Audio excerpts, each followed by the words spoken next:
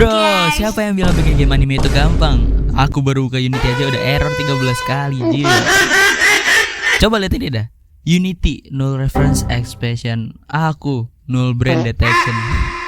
Oke semuanya, welcome back to channel Novel Game Dev, di mana tempatnya kita ngoding, berdoa, dan berharap compile-nya berhasil walau bikin error dan ngeselin. Asli cuy, ini bikin game anime aja itu errornya bisa 1000, 3200, kadang habis 999 plus anjir. Udah kayak cetan mantan cowok.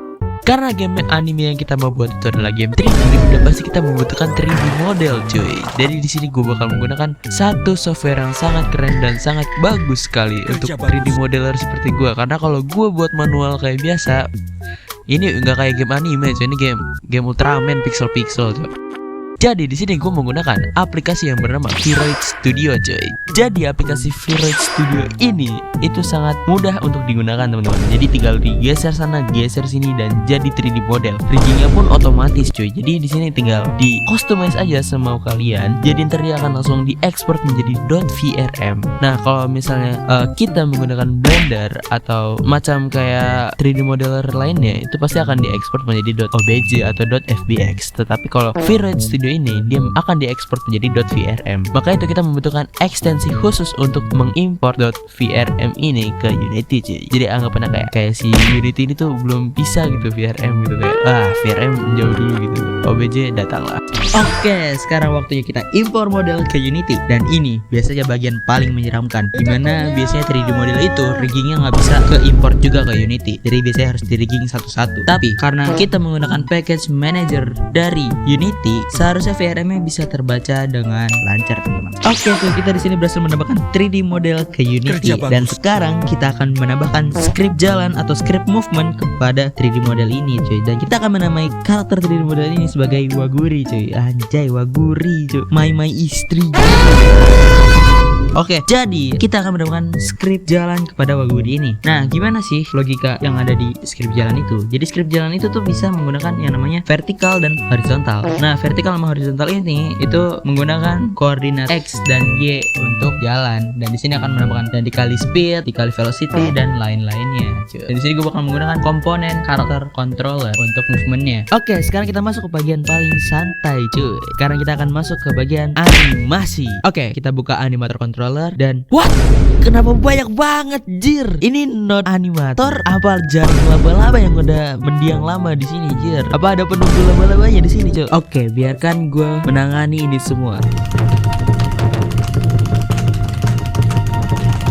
Oke cuy, kita ada berhasil membuat animasi idle, run, dan walknya dengan threshold. Dan thresholdnya ini itu ada di value di blend tree-nya guys. Aturan kan di sini namanya simple blend tree ya, tapi ini nggak simple jir, ini udah kayak jaring laba-laba coy. Ini ada value 0, 0,5 dan 1 cuy. Jadi di kalau misal 1 itu run dan 0,5 itu walk dan 0 itu idle cuy. Jadi di sini udah gua setting seperti itu agar bisa diatur ke script ya cuy. Oke cuy, sekarang kita akan masuk ke bagian paling gampang, yaitu user interface. Nah, user interface ini atau UI itu seharusnya gampang di Unity, tapi kadang-kadang kanvas di Unity ini tuh suka ngaco jir. Kadang dia ke tengah, ke depan, kadang keluar layar gitu. Ini UI-nya mau di luar apa di dalam gitu. What the hell? Nah, jadi untuk mengatasi hal-hal bug-bug seperti itu, gua menggunakan yang namanya fitur dari kanvas, yaitu scale with screen size. Nah, scale with screen size ini itu mengatur skala sesuai dengan screennya. Misalnya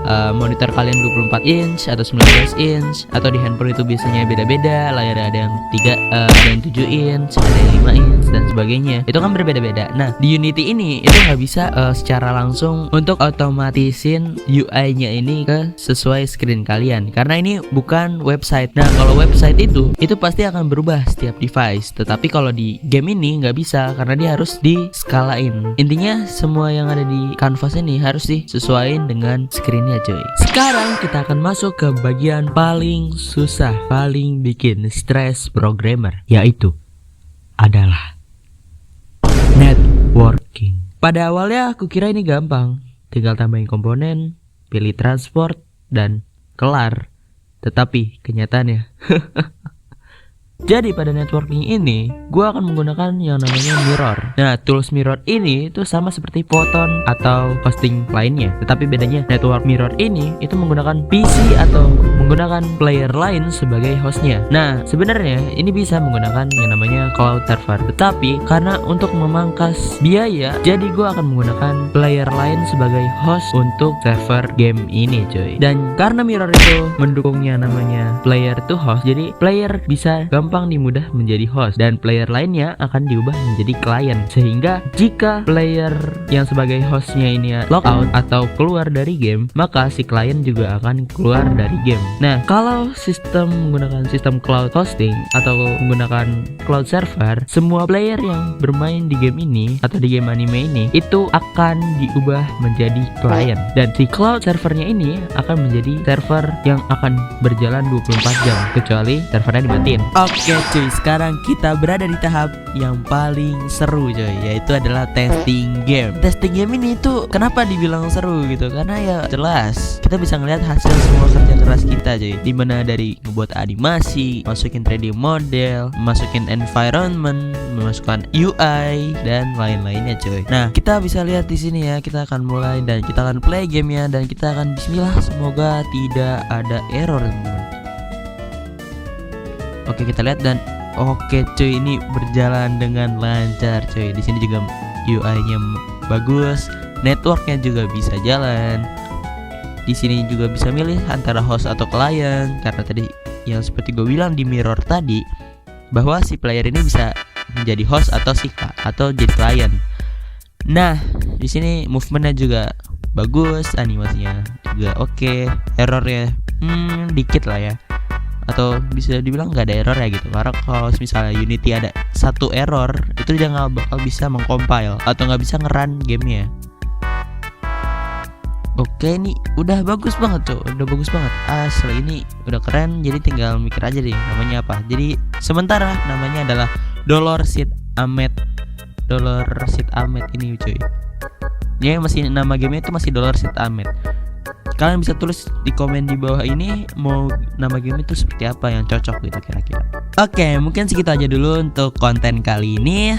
Dan kalau bisa like-nya ditekan guys, karena satu like dari kalian akan membantu channel ini berkembang dan dilihat oleh algoritma YouTube cuy. Dan bantu channel ini untuk mencapai 1000 subscriber cuy, karena satu subscribe dari kalian akan sangat membantu channel ini untuk berkembang cuy. Sekian dan terima kasih.